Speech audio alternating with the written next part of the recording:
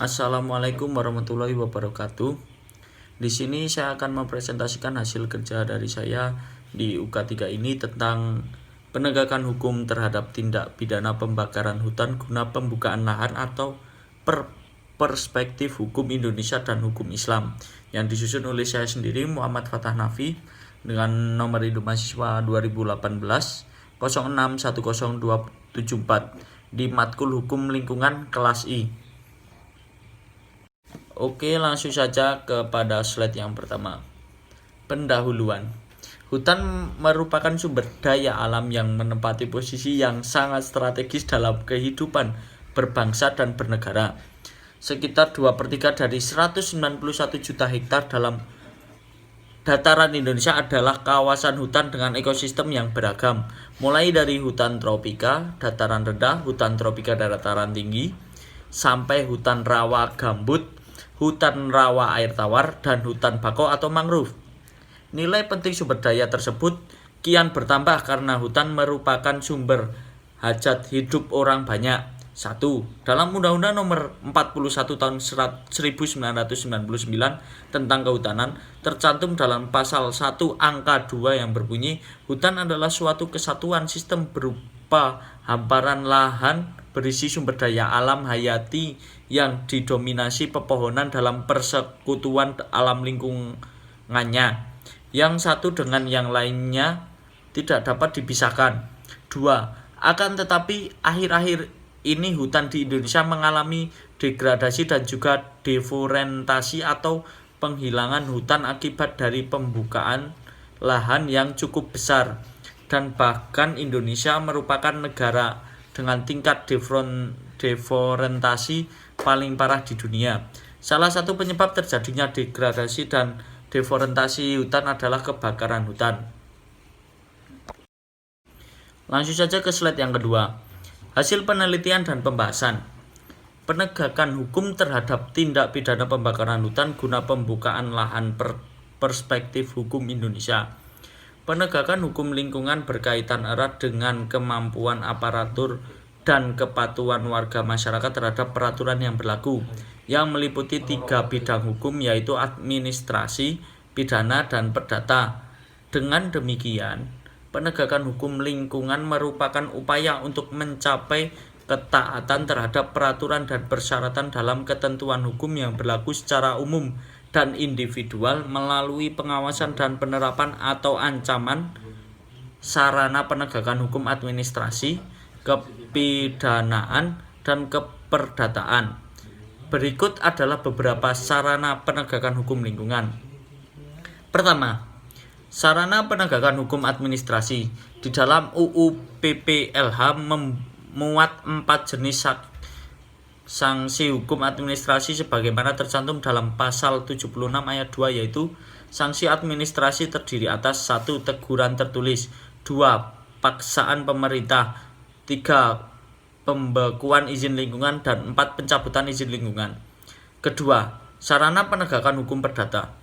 Instrumen hukum perdata dapat digunakan dalam hal terjadi sengketa lingkungan yang bersumber dari adanya dugaan pencemaran dan atau kerusakan lingkungan. Penegakan hukum lingkungan melalui keperdataan dapat ditempuh melalui 2 jalur, yakni satu jalur pengadilan atau in-court atau intigasi, dan 2 di luar jalur pengadilan atau out-court atau settlement, atau biasa dikenal dengan alternatif penyelesaian sengketa atau APS, atau mekanisme alternatif penyelesaian sengketa atau MAPS, atau alternatif dispute resolution atau ADR.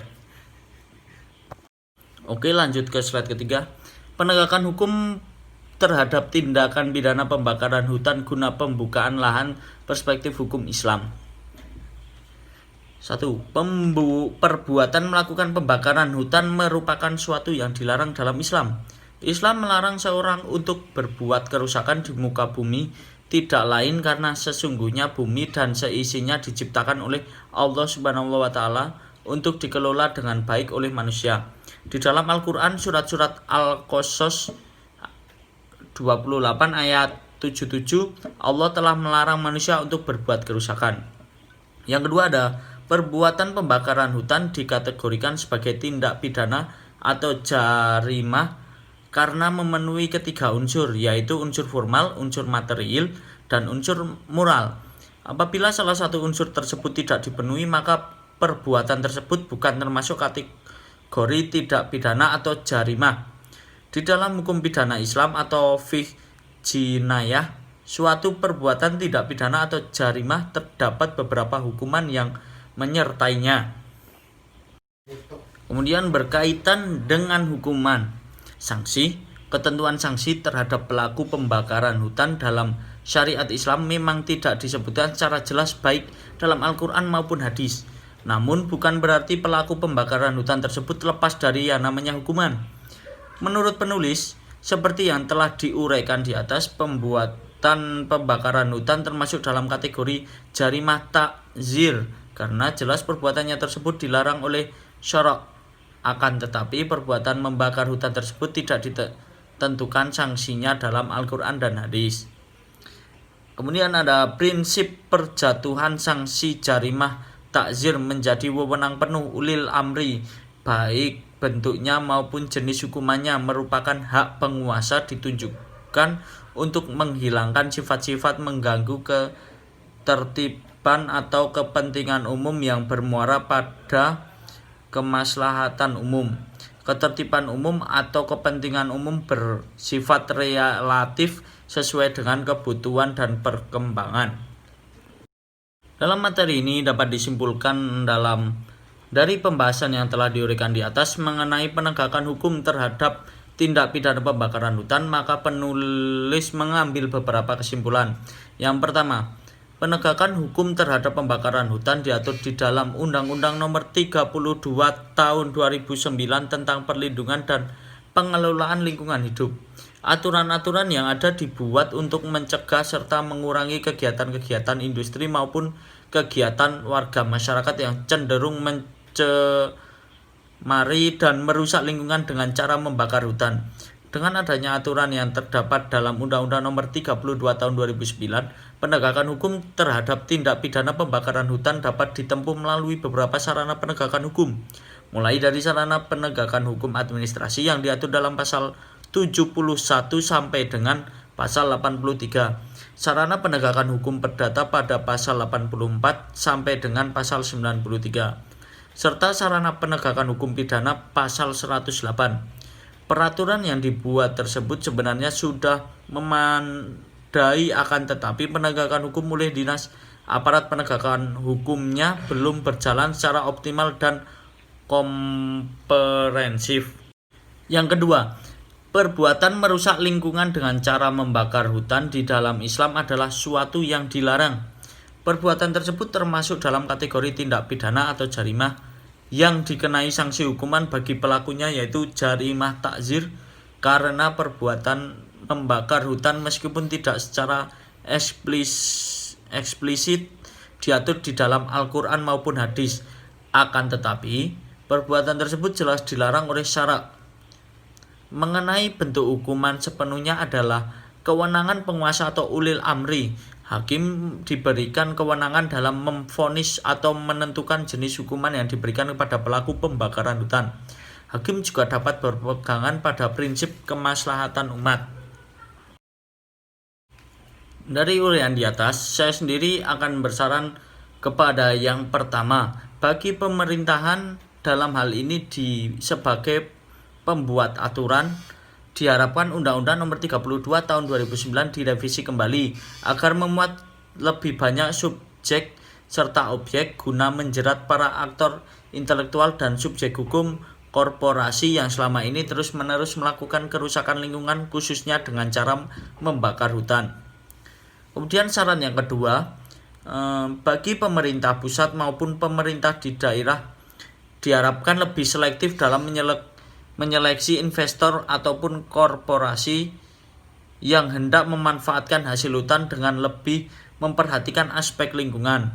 Bukan hanya karena ingin menyerap tenaga kerja dengan mempermudah investor masuk, lalu menyepelekan hak-hak masyarakat dalam memperoleh lingkungan yang baik seperti yang dimanfaatkan oleh Undang-Undang 1945.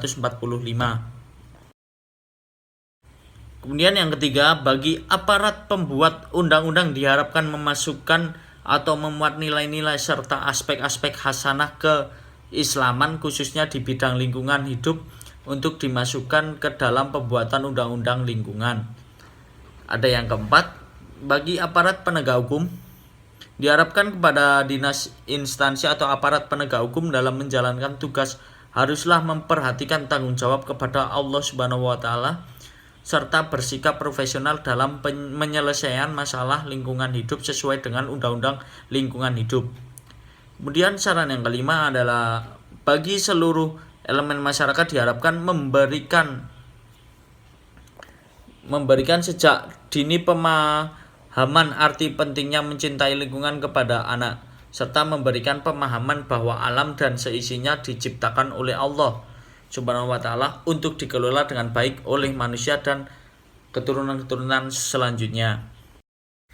Ya, cukup sekian teman-teman hasil yang bisa saya presentasikan tentang hasil kinerja saya tadi di pertemuan kali ini. Ya, semoga saja kita bisa ke depannya lebih menjaga dan merawat hutan lebih baik untuk ke depannya, semoga lebih baik untuk generasi kita dan berikutnya. Cukup sekian, apabila ada kesalahan kata dan perbuatan saya mohon maaf. Wabillahi taufiq wal hidayah. Wassalamualaikum warahmatullahi wabarakatuh.